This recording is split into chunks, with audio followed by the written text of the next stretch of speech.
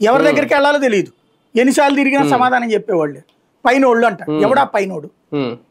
ఉద్యోగి పదవిలో ఉన్నంత వరకు వాడుకుంటున్నారు వాళ్ళు.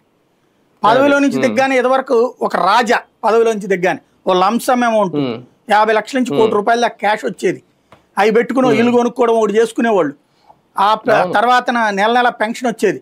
Comfortable life. ఒకప్పుడు ఉద్యోగి రిటైర్ అయ్యాడంటే ఆ సుఖవంతుడు. అప్పుడు అందుకే కదా ప్రభుత్వ ఉద్యోగం అంటే అందమో. అది ఇప్పుడు ఆ డైరెక్ట్ ప్రభుత్వ సిపిఎస్ లో అయితే ఆ సెక్యూరిటీ లేదు. ఈ జిపిఎస్ అన్నా ఉంటే కొంత సెక్యూరిటీ అన్న ఉండేది. ఓపీఎస్ వాళ్ళకేం డబ్బులు ఇవ్వట్ల. వాళ్ళ సమస్య వాళ్ళే పరిష్కరించుకోని వాళ్ళు పాపం. ఎన్జిఓలు ఆ రోజుకోసారి స్టేట్మెంట్ ఇస్తుంటారు. వారానికి నెలకో ఏదో ఊరెళ్ళి పాప మా నాయకులు మాట్లాడతారు. లోకల్ వాడు కూడా పట్టించుకోవడం. అసలు ఇదివరకు అయితే 25 మైకులు ఉండేవి. స్టేట్మెంట్ అంతా అందరూ కవర్ చేసేవాడు. ఇప్పుడు వెళ్ళడం కూడా మానేశారు.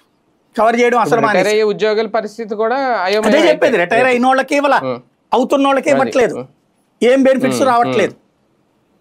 ప్లస్ ఇటు ఉన్నోళ్ళకి సమస్య. అంటే సార్ అప్పుడు జగన్ గారి హయాంలో ఆశా వర్కర్లు చేశారు, నిరసన చేశారు, అంగన్వాడీలు రోజుల తరబడి చేశారు. అప్పుడు మంత్రులుగా ఉన్న బొత్స సత్యనారాయణ ఇలాంటి వాళ్ళతో మీటింగులు జరిగేవి.